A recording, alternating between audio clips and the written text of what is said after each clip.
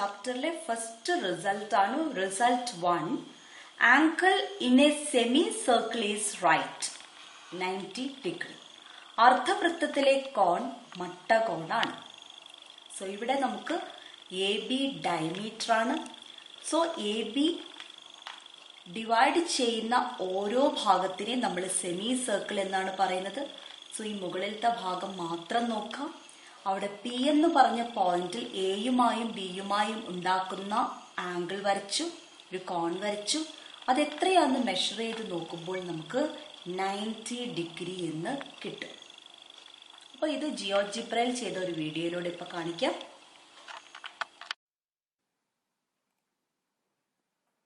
ഇവിടെ നമുക്കൊരു circle consider ചെയ്യാം. അതിന്റെ സെമി സർക്കിൾ മാത്രം എടുക്കുന്നു. സെമി സർക്കിളിൽ ഒരു ഡയമീറ്റർ കാണാം. നിങ്ങൾക്ക് ഡയമീറ്ററിൽ സെമി സർക്കിൾ ഏത് പോയിന്റ് എടുത്തിട്ടുണ്ടെങ്കിലും അവിടെ 90 ഡിഗ്രിയാണ് ഫോം ചെയ്യുന്നതെന്ന് ഈ വീഡിയോയിലൂടെ മനസ്സിലാക്കാം. ഡയമീറ്ററിന്റെ എൻ പോയിന്റ്സ് ആംഗിൾസ് ആക്കിയിട്ട് നമ്മൾ എടുത്തു കഴിഞ്ഞാൽ ഏത് പോയിന്റിലും 90 ഡിഗ്രി ആയിരിക്കും. സോ നമുക്ക് റിസൾട്ട് 1 ഇവിടെ പ്രൂവ് ചെയ്യാം. Prove that angle in a semicircle is 90 degree. ഒരു അർദ്ധവൃത്തത്തിലെ കോൺ മട്ടമാണെന്ന് തെളിയിക്കും. അതിനുവേണ്ടി നമുക്കൊരു സർക്കിള് കൺസിഡർ ചെയ്യാം. ഡയമീറ്റർ വ്യാസം വരയ്ക്കുക. ഒരു പോയിന്റ് പി എന്നെടുക്കാം. അതിനെ ജോയിൻ ചെയ്യുമ്പോൾ നമുക്കിവിടെ ഒരു ആംഗിൾ കിട്ടും. അത് 90 ഡിഗ്രി ആണെന്ന് നമ്മൾ പ്രൂവ് ചെയ്യും, തെളിയിക്കണം. Okay, that is if we join the ends of a diameter of a circle to a point on the circle, we get a right angle. വൃത്തത്തിലെ ഒരു വ്യാസത്തിലെ അറ്റങ്ങൾ വൃത്തത്തിലെ മറ്റേതൊരു ബിന്ദുവായി യോജിപ്പിച്ചാലും കിട്ടുന്നത് മട്ടകോണാണ് എന്ന് തെളിയിക്കണം. ഓക്കെ, അപ്പൊ നമുക്കിവിടെ ഈ പി ആണ് 90 ഡിഗ്രി ആയിട്ട് പ്രൂവ് ചെയ്യേണ്ടത്. അതിനുവേണ്ടി നമുക്കൊരു കാര്യം ചെയ്യാം. പ്രൂഫിന് വേണ്ടി സെന്റർ നോട്ട് ചെയ്യാം. പി എന്ന പോയിന്റിനെ സെന്ററുമായിട്ട് ജോയിൻ ചെയ്യാം. ഓക്കെ, അപ്പൊ സെന്റർ ഒ എന്നെടുക്കാം. ഒയും പിയും തമ്മിൽ ജോയിൻ ചെയ്തു. ഓക്കെ, അപ്പൊ നമ്മൾ ആദ്യത്തെ സ്റ്റെപ്പായിട്ട് നമ്മൾ പ്രൂഫിന്റെ ആദ്യത്തെ സ്റ്റെപ്പായിട്ട് എഴുതാം. Join O P. Join P to the center O of the circle. Pയും വൃത്തകേന്ദ്രം Oയും യോജിപ്പിക്കും. ഇങ്ങനെ ചെയ്യുമ്പോൾ നിങ്ങൾക്ക് കാണാം ഈ പ്രൂവ് ചെയ്യേണ്ട ആംഗിൾ P, കോൺ P രണ്ടായിട്ട് മുറിഞ്ഞതായിട്ട് കാണാം. Okay, the angle P is split into 2. അപ്പൊ അതിൽ ഒരു ഭാഗത്തിന് ഇത്രയും ഞാൻ X എന്ന് കൊടുക്കുന്നു, ഇത്രയും ഞാൻ Y എന്ന് കൊടുക്കുന്നു. അപ്പൊ ഞാൻ ഈ ഒ പി വരച്ചപ്പോൾ ഈ വലിയ ട്രയാങ്കിൾ എ പി ബി രണ്ട് ചെറിയ ട്രയാങ്കിൾസ് ആയി. ഒന്ന് എ പി ഒയും രണ്ടാമത്തത് ഒ പി ബി. അപ്പൊ ഈ രണ്ട് ട്രയാങ്കിൾസ് നമുക്ക് കൺസിഡർ ചെയ്യാം. ഓക്കെ, കൺസിഡർ പരിഗണിക്കുക. Consider triangle A O P ഈ ഭാഗം and triangle B O P. Okay, triangle A O P ആദ്യം എടുക്കാം. ഈ ട്രയാങ്കിൾ എ ഒ പിയിൽ പി എത്രയാന്ന് നമുക്കറിയാം. അതായത് ആംഗിൾ ഒ പി എ നമ്മൾ എത്രയാന്ന് എടുത്തു? എക്സ് ആണെന്ന് എടുത്തിട്ടുണ്ട്. ഇനി ഈ ട്രയാങ്കിളിലെ മറ്റേതെങ്കിലും ആംഗിൾ നിങ്ങൾക്ക് കണ്ടുപിടിക്കാൻ കഴിയുന്നുണ്ടോ? ഇവിടെ O വൃത്തകേന്ദ്രമാണ്. O centre of the circle ആണ്. O മുതൽ P വരെയുള്ള ലെങ്ത്തിന് നമ്മളൊരു പേര് പറയും. P A point on the circle. P വൃത്തത്തിലെ ഒരു ബിന്ദുവാണ്.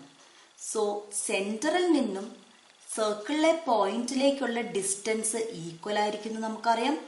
ആ ഡിസ്റ്റൻസിനെ റേഡിയസ് അഥവാ ആരം എന്നാണ് നമ്മൾ പറയുന്നത്. സോ ഒ പിയും ഒയും ഈക്വൽ ആണ്.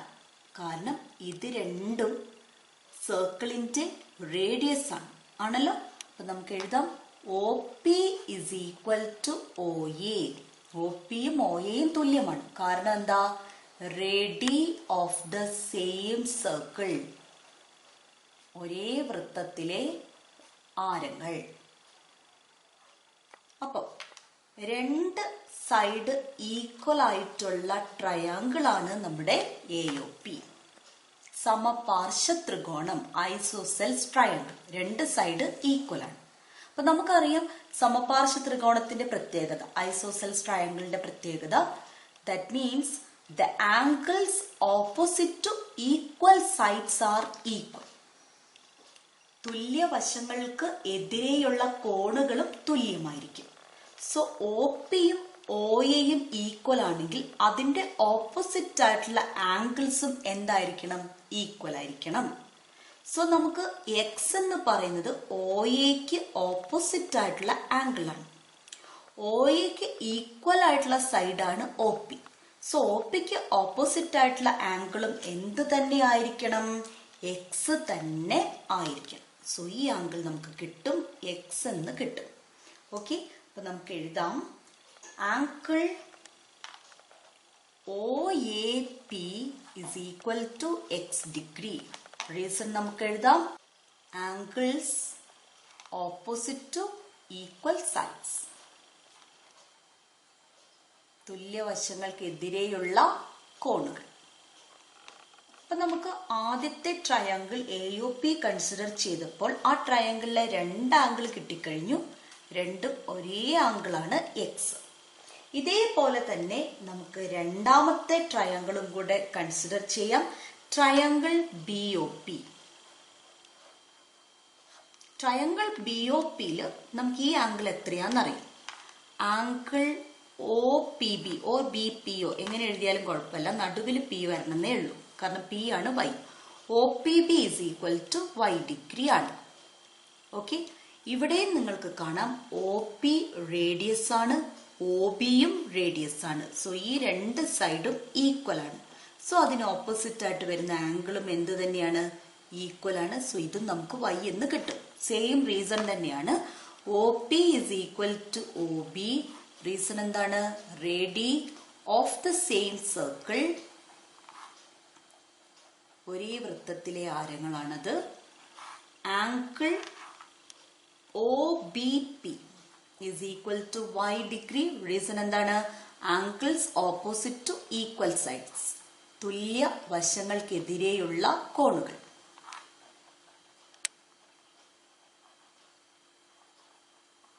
അപ്പൊ നമുക്ക് വലിയ ട്രയാങ്കിളിലേക്ക് ഇനി പോകാം. വലിയ ട്രയാങ്കിൾ APB നോക്കൂ. ഈ വലിയ ട്രയാങ്കിളിലെ മൂന്ന് ആംഗിൾസും നമുക്കറിയാം ഇപ്പോൾ. A എന്ന് പറയുന്നത് X ആണ്, P എന്ന് പറയുന്നത് X+Y ആണ്, B എന്ന് പറയുന്നത് Y ആണ്. നമുക്ക് പ്രൂവ് ചെയ്യേണ്ടത് P മൊത്തത്തിലുള്ള ആംഗിളിന്റെ അളവ് 90 ഡിഗ്രി ആണെന്നാണ് പ്രൂവ് ചെയ്യേണ്ടത്. ഓക്കെ, അപ്പൊ നമുക്ക് ഇനി ആ വലിയ ട്രയാങ്കിൾ എടുക്കാം. കാരണം ആ വലിയ ട്രയാങ്കിളിലെ മൂന്ന് ആംഗിൾസും നമുക്ക് കിട്ടിക്കഴിഞ്ഞു. Therefore, in triangle APB, ഒരു ട്രയാങ്കിളിലെ മൂന്ന് ആംഗിൾസും അറിയാമെങ്കിൽ നമുക്കൊരു റിസൾട്ട് ഉണ്ട്. Sum of angles is equal to 180 degree. കോണുകളുടെ തുക എത്രയായിരിക്കും? 180 ഡിഗ്രിയാണ്. So in triangle APB, angle A plus angle P plus angle B എന്ന് പറയുന്നത് 180 ഡിഗ്രിയാണ് വരിക. മൂന്ന് ആംഗിളുകളും മൂന്ന് കോണുകളും തമ്മിൽ കൂട്ടിയാൽ 180 ഡിഗ്രിയാണ് കിട്ടേണ്ടത്. കോൺ A, angle A is X. Angle P is X+Y. Angle B is Y. That is equal to 180 degree. ഇനി നമുക്ക് ഇവിടെ ആഡ് ചെയ്യാം, ലൈക്ക് ടേംസ് ആഡ് ചെയ്യാം. X+X 2X, Y+Y 2Y എന്ന് പറയുന്നതാണ് 180 ഡിഗ്രി. ലെഫ്റ്റ് സൈഡിൽ രണ്ട് ടേമിലും 2 ഉണ്ട് കോമൺ ആയിട്ട്. 2നെ നമുക്ക് പുറത്തേക്ക് എടുക്കാം. സോ ഇവിടെ X മാത്രം ബാക്കി, പ്ലസ് ഇവിടെ Y മാത്രം ബാക്കി. അതാണ് റൈറ്റ് സൈഡിൽ 180 ഡിഗ്രി. അങ്ങനെയാണെങ്കിൽ X+Y എന്താണ്? X+Y എന്ന് പറയുന്നത് 180/2 ആണ്. 180ന്റെ പകുതി എന്ന് പറയുന്നത് 90 ഡിഗ്രി. സോ നമുക്ക് കിട്ടി X+Y 90 ഡിഗ്രിയാണ്. X+Y എന്ന് പറയുന്നത് ആംഗിൾ P ആണ്. ആംഗിൾ P 90 ഡിഗ്രി കിട്ടി. Therefore, angle APB is equal to 90 degree. നമ്മൾ പ്രൂവ് ചെയ്ത് കഴിഞ്ഞു. അത് ഒരു സെമി സർക്കിളിലെ ആംഗിളാണ്. So angle in a semi circle is 90 degree. അർദ്ധവൃത്തത്തിലെ കോൺ മട്ടകോണാണ്. റിസൾട്ട് 1 നമുക്ക് ഈ രീതിയിൽ മാറ്റിയും പറയാം. All pairs of mutually perpendicular lines drawn from the ends of a fixed line meet on the circle with that line as diameter. ഒരു വരയുടെ രണ്ടറ്റത്ത് നിന്ന് പരസ്പരം ലംബമായി വരയ്ക്കുന്ന വരകളെല്ലാം ആ വര വ്യാസമായ വൃത്തത്തിൽ കൂട്ടിമുട്ടുന്നു. ആക്ച്വലി നമ്മൾ റിസൾട്ട് 1 പഠിച്ച angle in a semi circle is 90 ഡിഗ്രീനെ നേരെ തിരിച്ച് പറഞ്ഞതാണ്. കോൺവേഴ്സ് പാർട്ട് ഓഫ് റിസൾട്ട് 1 ആണ്. ഓക്കെ, ഇത് ഇത്രയേ ഉള്ളൂ. നമുക്ക് സർക്കിളിൽ ഒരു പോയിന്റ് എടുക്കുന്നു. സർക്കിളിൽ ഒരു പോയിന്റ് ആണിത്. ഈ പോയിന്റിൽ നിന്ന് മ്യൂച്വലി പെർപെൻഡിക്കുലർ ആയിട്ട് 2 ലൈൻസ് വരയ്ക്കുന്നു. മ്യൂച്വലി പെർപെൻഡിക്കുലർ ലൈൻസ് എന്ന് പറഞ്ഞാൽ എന്താണ്? ആ 2 ലൈൻസും ഫോം ചെയ്യുന്ന ആംഗിൾ 90 ഡിഗ്രി ആണ്. ആ രീതിയിൽ നമ്മൾ 2 ലൈൻസ് വരയ്ക്കുന്നു. മ്യൂച്വലി പെർപെൻഡിക്കുലർ പരസ്പരം ലംബങ്ങളായ വരകൾ വരയ്ക്കുന്നു. അങ്ങനെയാണെങ്കിൽ ആ 2 ലൈൻസും സർക്കിളിന്റെ ഈ 2 പോയിന്റ്സിലൂടെയാണ് കടന്നു പോകുന്നത്. ആ 2 പോയിന്റ്സും ജോയിൻ ചെയ്യുമ്പോൾ കിട്ടുന്ന ലൈൻ നമ്മുടെ ഡയമീറ്റർ ആണ്, വ്യാസമാണ്. ഇത് തന്നെയാണ് നമ്മൾ പഠിച്ചത്. ഇത് 90 ഡിഗ്രി ആണെങ്കിൽ ആ ആംഗിൾ ഉണ്ടാക്കുന്ന 2 കോഡുകളും 2 ഞാണുകളും മീറ്റ് ചെയ്യുന്ന പോയിന്റുകൾ ജോയിൻ ചെയ്യുമ്പോൾ കിട്ടുന്നത് ഡയമീറ്റർ അഥവാ വ്യാസം ആയിരിക്കും. അപ്പോൾ ഈ ഒരു സർക്കിളിൽ ഏതൊരു പോയിന്റിൽ നിന്നും, ഇത് തന്നെ ആവണമെന്നില്ല, ഏത് പോയിന്റിൽ നിന്നും മ്യൂച്വലി പെർപെൻഡിക്കുലർ ആയ പരസ്പരം ലംബമായ 2 വരകൾ വരച്ചാൽ അവ സർക്കിളിനെ കട്ട് ചെയ്യുന്ന, സർക്കിളിനെ മീറ്റ് ചെയ്യുന്ന പോയിന്റുകൾ തമ്മിൽ യോജിപ്പിച്ചാൽ നമുക്ക് കിട്ടുന്ന ലൈൻ എന്തായിരിക്കും? സർക്കിളിന്റെ ഡയമീറ്റർ ആയിരിക്കും, സർക്കിളിന്റെ വ്യാസം തന്നെയാണ്. സോ ആ പറഞ്ഞത് നമ്മൾ angle in a semi circle is 90 ഡിഗ്രീനെ വേറൊരു വിധത്തിൽ മാറ്റി പറഞ്ഞേ ഉള്ളൂ. ഇത് നിങ്ങളൊന്ന് ഈ ഒരു കോൺസെപ്റ്റ് നിങ്ങൾ അങ്ങോട്ടും ഇങ്ങോട്ടും ഇത്രയും കാര്യം ഓർത്താൽ മതി. സെമി സർക്കിളിൽ ഒരു ആംഗിൾ ഉണ്ടെങ്കിൽ അത് 90 ഡിഗ്രി ആയിരിക്കും. 90 ഡിഗ്രി ആകുന്ന വിധത്തിൽ 2 കോഡുകൾ വരച്ചാൽ അത് മീറ്റ് ചെയ്യുന്ന പോയിന്റ് കൂട്ടി വരയ്ക്കുമ്പോൾ കിട്ടുന്നത് ഡയമീറ്റർ ആയിരിക്കും. ഒരേ കാര്യം തന്നെയാണ്. ഈ ഒരു കാര്യം ഇവിടെ പറയാൻ ഒരു റീസൺ കൂടെ ഉണ്ട്. നമ്മൾ ലാസ്റ്റ് ഇയറിൽ പഠിച്ച ഒരു റിസൾട്ട് വെച്ചിട്ട് നമുക്ക് ഇതിനെ ഒന്ന് പറയാം. നിങ്ങൾക്ക് ഇവിടെ ഒരു ട്രയാങ്കിൾ കാണാം. ആ ട്രയാങ്കിളിലെ 3 വേർട്ടീസസിലൂടെയും കടന്നു പോകുന്ന സർക്കിളും കാണാം. സോ ഈ സർക്കിളിനെ നമ്മൾ പറയാ സർക്കും സർക്കിൾ ഓഫ് ട്രയാങ്കിൾ ആണ്. മട്ടത്രികോണത്തിന്റെ പരിവൃത്തമാണെന്നാണ് പറയുന്നത്. സോ ഇത് 90 ഡിഗ്രി ആണെങ്കിൽ, ഇപ്പൊ ഇത് നമ്മൾ ആ ട്രയാങ്കിൾ മാത്രം എടുക്കുക. ഇത് 90 ഡിഗ്രി ആണെങ്കിൽ അതിന്റെ ഓപ്പോസിറ്റ് സൈഡാണ് ഹൈപ്പോട്ടന്യൂസ്, ആണല്ലോ കർണം. സോ ഇത് എ ബി പി എടുത്താൽ ട്രയാങ്കിൾ എ പി ബിയുടെ ഹൈപ്പോട്ടന്യൂസ് ആണ് ഡയമീറ്റർ ഓഫ് ദ സർക്കിൾ, ആണല്ലോ. അപ്പൊ നമ്മൾ ലാസ്റ്റ് ഇയറിൽ പഠിച്ചിട്ടുണ്ട്, ഒരു റൈറ്റ് ആംഗിൾ ട്രയാങ്കിളിന്റെ സർക്കും സെന്റർ പരിവൃത്ത കേന്ദ്രം എന്ന് പറയുന്നത് കർണത്തിന്റെ മധ്യബിന്ദുവാണെന്ന്, ഹൈപ്പോട്ടന്യൂസിന്റെ മിഡ് പോയിന്റ് ആണെന്ന് നമ്മൾ 9th സ്റ്റാൻഡേർഡിൽ പഠിച്ചിട്ടുണ്ട്. ഓക്കെ, ഇതാണ് സെന്റർ ഓഫ് ദി സർക്കിൾ. അത് എന്ന് പറയുന്നത് ഡയമീറ്ററിന്റെ മിഡ് പോയിന്റ് ആണ്. ഇവിടെ ഡയമീറ്റർ എന്ന് പറയുന്നത് ട്രയാങ്കിൾ എ പി ബിയുടെ ഹൈപ്പോട്ടന്യൂസ് ആണ്, കർണം ആണ്. ഈ ഒരു റിസൾട്ട് ഓർക്കുക. നമ്മൾ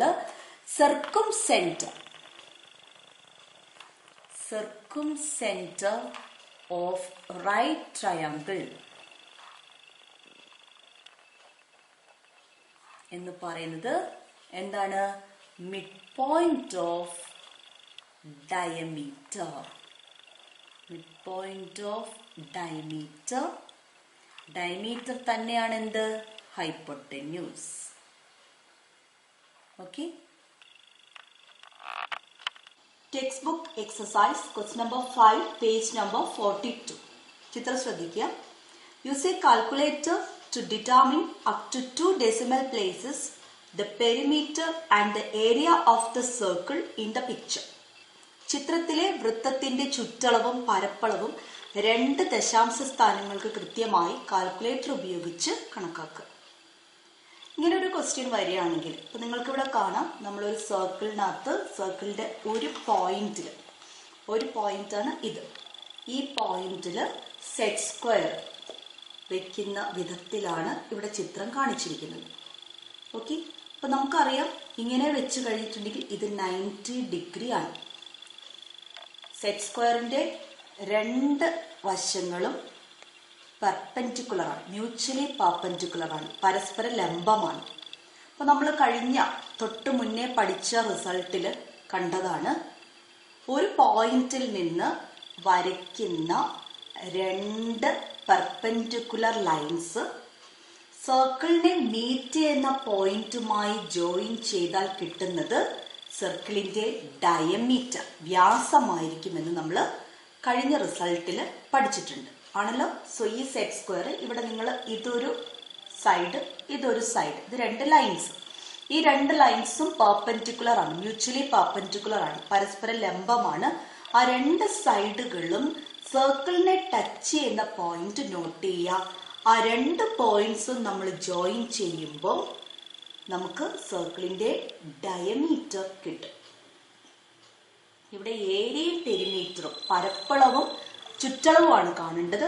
2 കണ്ടുപിടിക്കാനാണെങ്കിലും നമുക്ക് സർക്കിളിന്റെ റേഡിയസ് ആവശ്യമാണ്. നമുക്കറിയാം സർക്കിളിന്റെ ഡയമീറ്റർ, വ്യാസം സർക്കിളിനെ 2 ഈക്വൽ പാർട്സ് ആക്കും. അതിൽ ഓരോ പാർട്ടിനെയും നമ്മൾ പറയുന്നത് സെമി സർക്കിൾ എന്നാണ്, അർദ്ധവൃത്തം എന്നാണ് പറയുന്നത്. സോ നമുക്ക് ഈ ഒരു സെമി സർക്കിൾ മാത്രം കൺസിഡർ ചെയ്യാം. അവിടെ നമുക്കൊരു ആംഗിൾ കാണാൻ പറ്റും, അത് എത്രയാണ്? 90 ഡിഗ്രി ആണ്. സോ സർക്കിളിന്റെ ഡയമീറ്ററിന്റെ 2 അറ്റവും 90 ഡിഗ്രി ഫോം ചെയ്യുന്ന പോയിന്റും തമ്മിൽ ജോയിൻ ചെയ്ത് കഴിഞ്ഞാൽ നമുക്കൊരു റൈറ്റ് ട്രയാങ്കിൾ കിട്ടും. ഡയമീറ്ററിന്റെ ലെങ്ത് അറിഞ്ഞാൽ മാത്രമാണ് നമുക്ക് റേഡിയസ് കിട്ടുള്ളൂ. അങ്ങനെയാണെങ്കിൽ മാത്രമാണ് നമുക്ക് ഏരിയയും പെരിമീറ്ററും കാണാൻ കഴിയുള്ളൂ. ഇവിടെ APയുടെയും PBയുടെയും ലെങ്ത് കണ്ടുപിടിക്കാൻ കഴിയും. നമുക്ക് ഇതിൽ കറക്റ്റ് മെഷർമെന്റ് തന്നിട്ടുണ്ട്. P മുതൽ A വരെയുള്ള ലെങ്ത് ഇവിടെ 3.5 ആണ്. ഇവിടെ P മുതൽ B വരെയുള്ള ലെങ്ത് 5.5 ആണ്. ഓക്കെ, ഞാൻ വരച്ചപ്പം അത് 3.5ഉം 5.5ഉം ആണ് വന്നത്. ടെക്സ്റ്റ് ബുക്കിലെ ഫിഗറിൽ നിങ്ങൾ കാണുന്നത് 3ഉം 6ഉം ആയിരിക്കും. അപ്പൊ അതിനനുസരിച്ചിട്ട് വേണം ഈ പ്രോബ്ലം ടെക്സ്റ്റ് ബുക്കിൽ എടുത്ത് ചെയ്യുമ്പോൾ ചെയ്യേണ്ടത്. ജസ്റ്റ് ആ പോയിന്റ്സ് മാത്രം, ആ മെഷർമെന്റ് മാത്രമേ മാറിയിട്ടുള്ളൂ. ഇവിടെ ഞാൻ 3.5ഉം 5.5ഉം വെച്ചിട്ടുള്ളത് എങ്ങനെ ചെയ്യാമെന്നാണ് നിങ്ങൾ കാണിച്ചു തരുന്നത്. ടെക്സ്റ്റ് ബുക്കിൽ ഫിഗർ തന്നിരിക്കുന്നത് 3ഉം 6ഉമാണ്, അതിനനുസരിച്ച് ചെയ്യാം. ഓക്കെ, ഇനി അങ്ങനെയാണെങ്കിൽ ഒരു റൈറ്റ് ട്രയാങ്കിളിന്റെ 2 സൈഡുകൾ അറിഞ്ഞാൽ 3ാമത്തെ സൈഡ് നമുക്ക് കണ്ടുപിടിക്കാൻ കഴിയും. പൈതഗോറസ് തിയറം ഉപയോഗിച്ചാൽ മതി. Okay, triangle APB is a right triangle, ഒരു മട്ട ത്രികോണമാണ്. Therefore, by Pythagoras theorem ഉപയോഗിച്ച് പൈതഗോറസ് തിയറം എഴുതാം. ബേസ്, ഇവിടെ ബേസ് എന്ന് പറയുന്നത് ഇതാണ്. 90 ഡിഗ്രിക്ക് ഓപ്പോസിറ്റ് ആയിട്ടുള്ളതാണ് ഹൈപ്പോട്ടന്യൂസ്. ലംബവശങ്ങൾ, പെർപെൻഡിക്കുലർ സൈഡ്സ് വരുന്നത് PA സ്ക്വയറും PBയും. So PA square plus PB square എന്ന് പറയുന്നതാണ് hypotenuse. Hypotenuse is the diameter, that is AB square. PA 3.5 square ആണ് ഈ പ്രോബ്ലത്തിൽ. PB 5.5 സ്ക്വയർ ആണ്. That is equal to AB square. അപ്പൊ ഇതിന്റെ 2ന്റെ സ്ക്വയർ കാണും. ടെക്സ്റ്റ് ബുക്കിൽ കിട്ടുക നമുക്ക് 3 square plus 6 square is equal to AB square എന്നാണ്. That is 9 plus 36 equal to AB square. 45 is equal to AB square. അങ്ങനെയാണെങ്കിൽ AB ഇസ് ഈക്വൽ ടു √45 എന്ന് direct അവിടെ കിട്ടും. ഓക്കെ, ഇവിടെ നമുക്ക് ഡെസിമൽ നമ്പർ ആയതുകൊണ്ട് നമുക്ക് കുറച്ച് കാൽക്കുലേഷൻ കൂടുതലാണ്, കുഴപ്പമില്ല. ഓക്കെ, 3.5 ഹോൾ സ്ക്വയർ കാണണമെങ്കിൽ 35ന്റെ സ്ക്വയർ കാണും. അപ്പം ഒറ്റയുടെ സ്ഥാനത്തെ അക്കം 5 വന്നിട്ടുണ്ടെങ്കിൽ എങ്ങനെ സ്ക്വയർ കണ്ടുപിടിക്കാം എന്ന് എളുപ്പവഴി പറഞ്ഞു തന്നിട്ടുണ്ട്. 5ന്റെ സ്ക്വയർ എത്രയാണ്? 25. ഇനി ഇപ്പുറത്ത് നമ്മൾ എഴുതാം 3 ആണെങ്കിൽ 3 into 4. 3 into 4 12,225 ആണ്. 3.5 the whole square വരിക. അപ്പോൾ 0.5 ആണ്. പോയിന്റ് കഴിഞ്ഞ് ഒരു പ്ലേസ് ആണുള്ളത്. സോ അതിന്റെ സ്ക്വയറിൽ 2 പ്ലേസ് വെക്കണം. അപ്പം നമുക്കിവിടെ 12.25 എന്ന് കിട്ടും. ഓക്കെ. ഇനി 5.5 സ്ക്വയർ കാണണമെങ്കിൽ 55 സ്ക്വയർ കാണും. എങ്ങനെ 55 സ്ക്വയർ ആണ്? 5ന്റെ സ്ക്വയർ എഴുതാം 25. ഇവിടുത്തെ നമ്പർ 5 ആണ്. ആ 5ന്റെ തൊട്ടടുത്ത നമ്പറായിട്ട് മൾട്ടിപ്ലൈ. അപ്പോൾ 5 into 6 30, 3025 എന്ന് വരും. ഇപ്പൊ 2 പ്ലേസ് കഴിഞ്ഞ് പോയിന്റ് ഇടണം. അപ്പൊ നമുക്ക് 30.25 എന്ന് വരും. അതാണ് AB സ്ക്വയർ. ഓക്കെ. ഇത് രണ്ടും ആഡ് ചെയ്യുമ്പോൾ നമുക്ക് കിട്ടുന്ന നമ്പർ 42.50. 42.5 അതാണ് AB സ്ക്വയർ. അങ്ങനെയാണെങ്കിൽ AB എന്ന് പറയുന്നത് √42.5 ആണ്. കാൽക്കുലേറ്റർ ഉപയോഗിച്ച് 42.5ന്റെ സ്ക്വയർ റൂട്ട് കാണാം. ഇവിടെയും കാൽക്കുലേറ്റർ ഉപയോഗിച്ച് 45ന്റെ സ്ക്വയർ റൂട്ട് കാണാം. പക്ഷെ എക്സാമിന് നമുക്ക് കാൽക്കുലേറ്റർ ഉപയോഗിക്കാൻ പറ്റില്ല. ഇപ്പൊ നിങ്ങൾക്ക് പ്രാക്ടീസ് ചെയ്യാൻ വേണ്ടി തന്ന ഒരു ക്വസ്റ്റ്യൻ മാത്രമാണിത്. എക്സാമിന് ഈ തരത്തിലുള്ള ക്വസ്റ്റ്യൻ വരില്ല എന്ന് നമുക്ക് ഊഹിക്കാം. എന്നാലും ഒരു ഡെസിമൽ നമ്പറിന്റെ സ്ക്വയർ റൂട്ട് കാണുന്നത് എങ്ങനെയാണ് അതുകൂടെ നമ്മൾ പ്രാക്ടീസ് ചെയ്യാം. അപ്പോൾ 42.5 ആണ് എനിക്കിവിടെ കാണേണ്ടത്. അപ്പം ഞാൻ 42.5 എഴുതുന്നു. ഇങ്ങനെ ലൈൻ വരയ്ക്കും. ഓക്കെ. 2 പാർട്ടാക്കുന്നു, 2 ഗ്രൂപ്പ് ആക്കുന്നു. റൈറ്റിൽ നിന്ന് ലെഫ്റ്റിലോട്ട് 2 നമ്പർ വെച്ച് ഗ്രൂപ്പ് ആക്കുന്നു. അപ്പൊ ഇവിടെ 5ന് കൂടെ ഒരു നമ്പറും ഇല്ല. സ്വന്തം എഴുതാം, 0 എഴുതാം. ഓക്കെ. അങ്ങനെ വരുമ്പം 42 ഒരു ഗ്രൂപ്പ്, 50 ഒരു ഗ്രൂപ്പ്. 42 എടുക്കുക. 42ന്റെ തൊട്ട് താഴെ വരുന്ന പെർഫെക്റ്റ് സ്ക്വയർ നമ്പർ ഏതാണ്? പൂർണ്ണവർഗമായ നമ്പർ ഏതാണ്? 36 ആണല്ലോ. സോ 36 എന്തിന്റെ വർഗമാണ്, എന്തിന്റെ സ്ക്വയർ ആണ്? 6ന്റെ സ്ക്വയർ ആണ്. അപ്പൊ 6 എഴുതും. 6 into 6 36. ഓക്കെ. ഇനി സാധാരണ പോലെ 42ൽ നിന്ന് 36 മൈനസ് ചെയ്യുമ്പോൾ നമുക്ക് 6 കിട്ടും. ഈ പോയിന്റ് മുകളിലേക്ക് വെച്ചാൽ മതി. കാരണം പോയിന്റ് കഴിഞ്ഞിട്ടുള്ള ഗ്രൂപ്പാണ് നമുക്കിനി താഴേക്ക് എടുത്ത് എഴുതേണ്ടത്. സോ പോയിന്റ് മുകളിലേക്ക് ഇടുന്നു. ആ ഗ്രൂപ്പിനെ ഒരുമിച്ച് നമ്മൾ താഴേക്ക് എഴുതുന്നു. സോ നമുക്ക് 650 എന്ന് കിട്ടും. ഓക്കെ. അടുത്ത സ്റ്റെപ്പ് ഈ 2 നമ്പേഴ്സും തമ്മിൽ കൂട്ടുക. 6ഉം 6ഉം കൂട്ടിയാൽ 12. ഇവിടെ ഒരു നമ്പർ എഴുതണം. അതേ നമ്പർ തന്നെ വേണം ഇവിടെ എഴുതാൻ. ഇവിടെയുള്ള 3 ഡിജിറ്റ് നമ്പറിനെ ഈ നമ്പർ കൊണ്ട് മൾട്ടിപ്ലൈ ചെയ്താൽ കിട്ടുന്നത് 650യേക്കാളും താഴെയുള്ള 650നേക്കാളും ചെറുതായ നമ്പർ ആയിരിക്കും. അങ്ങനെയാണെങ്കിൽ ഈ നമ്പർ എന്തായിരിക്കും? അത് കണ്ടുപിടിക്കാനായിട്ട് നമ്മൾ 12 ഉണ്ട്, 3 ഡിജിറ്റ് നമ്പറാണ്. അതിന് യൂണിറ്റ്സ് പ്ലേസിലെ നമ്പർ ഏതാണെന്ന് കണ്ടുപിടിച്ചാൽ മതി. നമ്മൾ ട്രയൽ ആൻഡ് എറർ മെത്തേഡിൽ ചെയ്ത് നോക്കിയാൽ മതി. 4 ഇടും. ഈ 3 ഡിജിറ്റ് നമ്പറിൽ യൂണിറ്റ്സ് പ്ലേസിൽ 4 ഇട്ടാൽ അതേ 4 കൊണ്ട് തന്നെ വേണം മൾട്ടിപ്ലൈ ചെയ്യാൻ.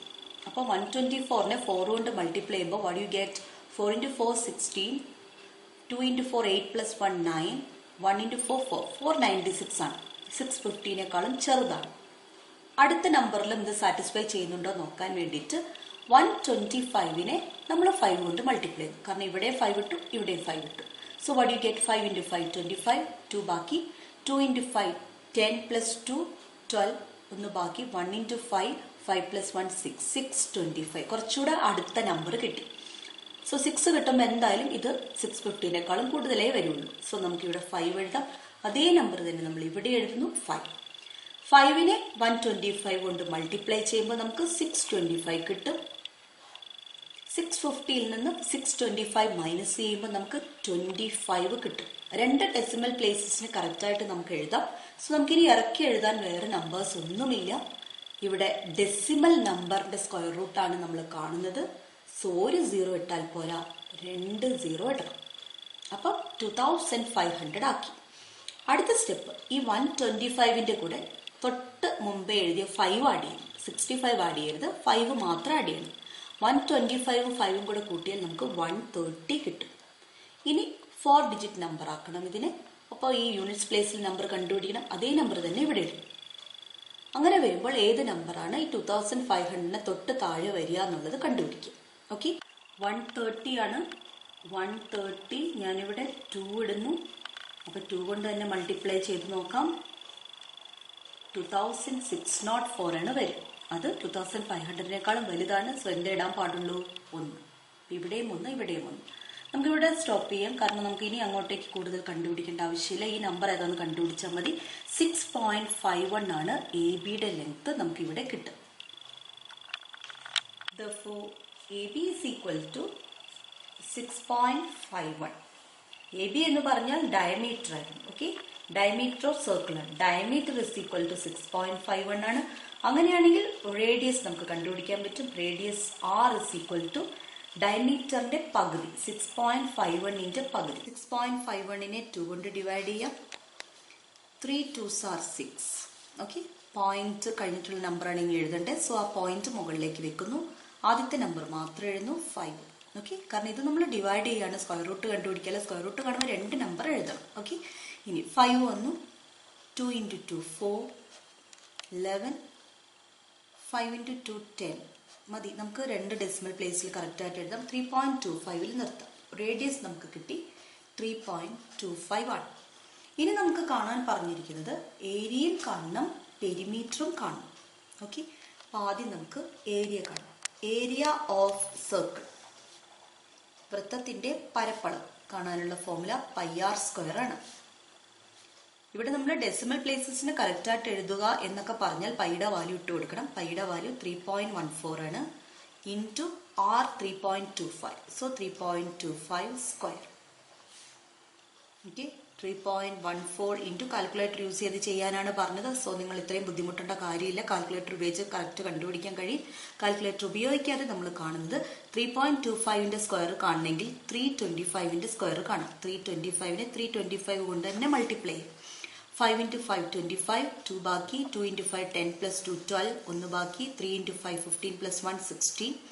2 × 5 10, 1 ബാക്കി. 2 × 2 4 + 1 5.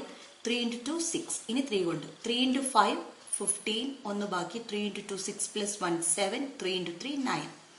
ആഡ് ചെയ്യുമ്പോൾ 5 2 6 + 5 11, 11 + 5 16, 1 ബാക്കി.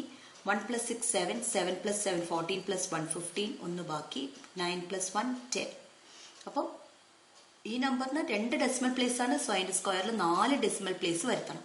സോ നമുക്ക് 10.5625 വരും. ഇത്രയും ഡെസിമൽസ് എഴുതണ്ട, 2 ഡെസിമൽ പ്ലേസസ് എഴുതിയാൽ മതി. 10.56 എന്ന് എഴുതാം. ഇതിനെയും ഒഴിവാക്കാം, കാരണം 2 ആണ്, 5നേക്കാളും കുറവായിട്ടുള്ള നമ്പേഴ്സ് ആണ്. അതിനെയും ഒഴിവാക്കാം. സോ നമുക്ക് 10.56 വരും. ഇനി ഈ 2 നമ്പേഴ്സിനെ തമ്മിൽ മൾട്ടിപ്ലൈ ചെയ്യാം. മൾട്ടിപ്ലൈ ചെയ്യണമെങ്കിൽ നമ്മൾ ഡെസിമൽ ഒഴിവാക്കി മൾട്ടിപ്ലൈ ചെയ്യും. അതായത് 314നെ 1056 കൊണ്ട് മൾട്ടിപ്ലൈ ചെയ്യുന്നു. 6 × 4 24, 2. 5 × 4 20 + 2 22, 2 ബാക്കി. 0 × 4 0 + 2 2. 1 × 4 4. ഇനി 1 കൊണ്ട് മൾട്ടിപ്ലൈ ചെയ്യുമ്പോൾ അതേ നമ്പർ തന്നെ 1ന്റെ നേരെ താഴെ വേണം യൂണിറ്റ് പ്ലേസ് നമ്പർ എഴുതാൻ. 0 1. ഇനി 3 കൊണ്ട്. 3 × 6 18, 1 ബാക്കി. 5 × 3 15 + 1 16, 1 ബാക്കി. 0 × 3 0 + 1 1. 3 × 1 3. ആഡ് ചെയ്യുമ്പോൾ നമുക്ക്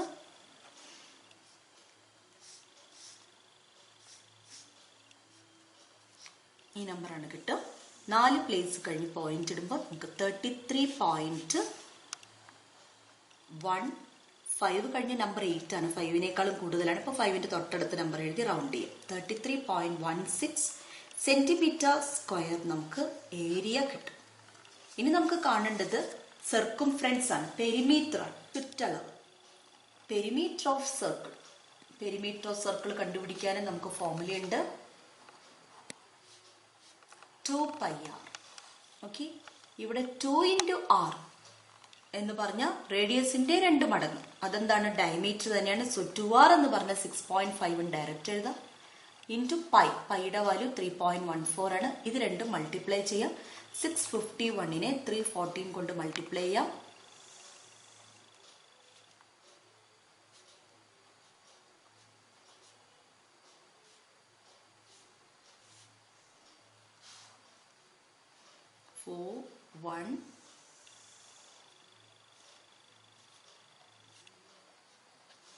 ഇങ്ങനെ കിട്ടും. 4 പ്ലേസ് കഴിഞ്ഞ് പോയിന്റ് ഇടും. അപ്പൊ നമുക്ക് 20.44 4 കഴിഞ്ഞിട്ടുള്ള നമ്പർ 1 ആണ്, അതിനെ ഒഴിവാക്കാം. സോ 20.44 സെന്റിമീറ്റർ പെരിമീറ്ററും കിട്ടും. സോ ഇത് ഞാൻ കാൽക്കുലേറ്റർ യൂസ് ചെയ്യാതെ സാധാരണ ഒരു പ്രോബ്ലം വന്നാൽ ചെയ്യുന്നതാണ് നിങ്ങളെ കാണിച്ചു തന്നിരിക്കുന്നത്. കാരണം എക്സാമിന് നമുക്ക് കാൽക്കുലേറ്റർ യൂസ് ചെയ്യാൻ പറ്റില്ല. ടെക്സ്റ്റ് ബുക്കിൽ കാൽക്കുലേറ്റർ യൂസ് ചെയ്യാന്ന് പറഞ്ഞിട്ടുണ്ട്. സോ ഇത്രയും കഷ്ടപ്പെടണ്ട, ജസ്റ്റ് മനസ്സിലാക്കിയാൽ മതി ഈ മെത്തേഡിൽ പ്രോബ്ലം ചെയ്യുന്നത്. ഇത്തരത്തിലുള്ള പ്രോബ്ലംസ് ടെക്സ്റ്റിൽ ഒരുപാടുണ്ട്. ഇത് നമ്മൾ ആ ഒരു സർക്കിൾസ് എന്ന ചാപ്റ്ററിൽ നമ്മൾ പഠിച്ച റിസൾട്ട് ഡീപ്പായിട്ട് ആഴത്തിൽ മനസ്സിലാക്കാൻ വേണ്ടി തരുന്ന ക്വസ്റ്റ്യൻസ് ആണ്. അപ്പം അത് ക്ലിയർ ആയിട്ട് തന്നെ പഠിക്കുക. ഇതിൽ എന്തെങ്കിലും ചെയ്യുന്നതിൽ ഈ പ്രോബ്ലം കാണുമ്പോൾ ചെയ്യാൻ ബുദ്ധിമുട്ടുള്ളവർ വിഷമിക്കേണ്ട. ഈ ഒരു പ്രോബ്ലം നമ്മൾ കാര്യം മനസ്സിലാക്കിയാൽ മാത്രം മതി. കാൽക്കുലേഷൻ കുറച്ച് ബുദ്ധിമുട്ടാണെങ്കിലും ഇത്തരത്തിലുള്ള ക്വസ്റ്റ്യൻസ് ഒന്നും ഈ ചാപ്റ്ററിൽ നിന്ന് ചോദിക്കുന്നതല്ല. മാർക്ക് മാത്രമാണ് എയിമെങ്കിൽ ഈ ഭാഗങ്ങളൊന്നും ചെയ്യാൻ ബുദ്ധിമുട്ടുള്ളവർ വിഷമിക്കേണ്ട കാര്യമില്ല. A+ മേടിക്കാൻ ഇത്തരത്തിലുള്ള ക്വസ്റ്റ്യൻസ് ഒന്നും ചെയ്യേണ്ടതായിട്ട് നമുക്ക് വരുന്നില്ല എക്സാമിന്. പക്ഷേ ഒരു സബ്ജക്റ്റിനെ കുറിച്ച് പഠിക്കുമ്പോൾ അത് ആഴത്തിൽ മനസ്സിലാക്കുക എന്നുള്ളതാണ് ഏറ്റവും പ്രധാനം. അതിനു വേണ്ടിയിട്ടാണ് ഈ ക്വസ്റ്റ്യൻസ് ഒക്കെ ടെക്സ്റ്റ് ബുക്കിൽ കൊടുത്തിരിക്കുന്നത്. സോ ഓരോ ക്വസ്റ്റ്യൻസും കൃത്യമായി മനസ്സിലാക്കാൻ നിങ്ങൾ ശ്രമിക്കണം.